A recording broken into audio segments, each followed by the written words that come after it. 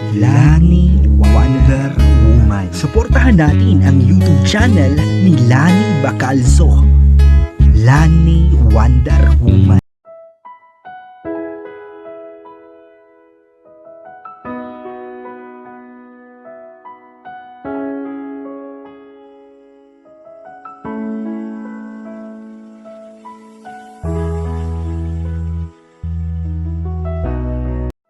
Magandang umaga sa lahat or magandang gabi.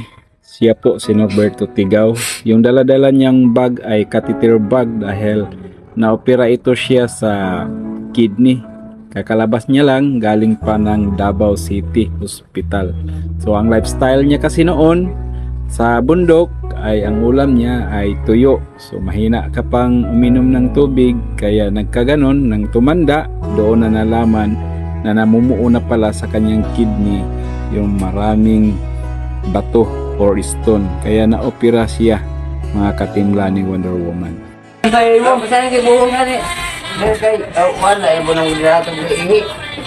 Huwag kayo magtaka mga katimla ni Wonder Woman kung bakit minomute ko dahil narinig nyo naman na sobrang ingay. May bata kasing naglalaro ng cellphone. Kapag kunin yung cellphone, iiyak naman siya. So ito yung binibigyan natin ngayon. Kagagaling pa niya ng Davao City at naopera siya ng kanyang bato sa kidney. Ang lifestyle niya kasi mga katimla ni Wonder Woman noon, laging nagtatrabaho, di na malayan, oras na ng kain, tapos ang baon lang sa bukid, sa bundok, ano lang, bagoong or tuyo, so maaalat lagi, tapos kalimutan pang uminom ng maraming tubig. Kapag bata pa talaga tayo, malakas pa ang ating katawan, hindi pa natin iniinda, pero pagka lumagpas na yung edad natin na magsi-senior citizens na tayo, mga 60, doon na pumapasok yung karamdaman, yung mga bato na mumuo na pala sa kidney.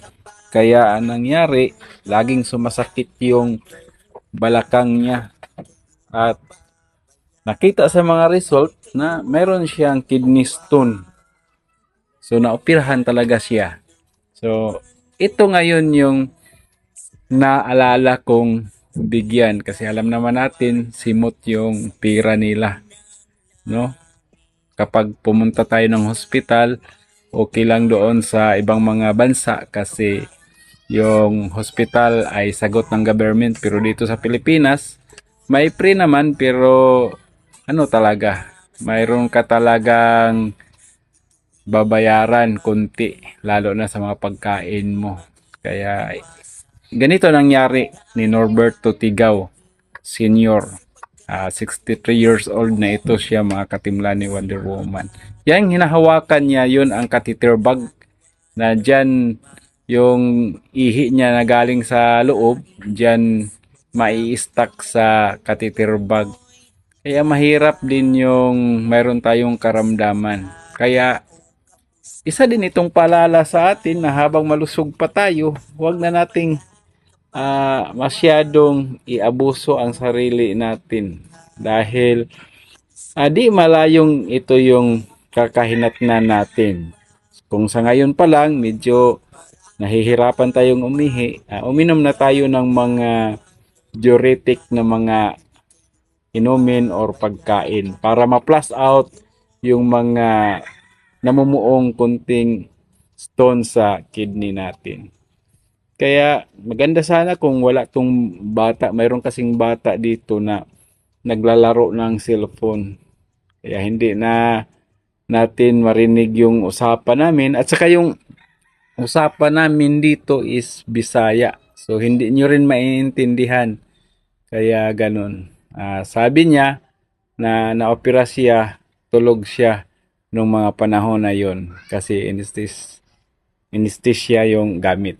Tapos after 1 week dito, papalo up, check up na naman, babalik sila ng Davao. Papasalamat nga siya na nahatiran natin sila ng pagkain, no? 5 kilo.